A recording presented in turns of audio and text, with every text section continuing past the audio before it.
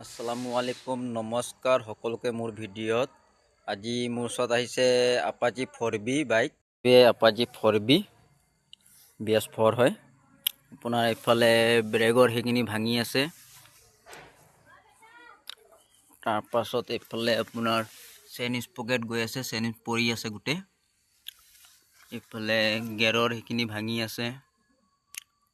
ভৰি দিয়া এইখিনি সব ভাঙি আছে ইন্ডিকেটৰ ভাঙি আছে ইফালে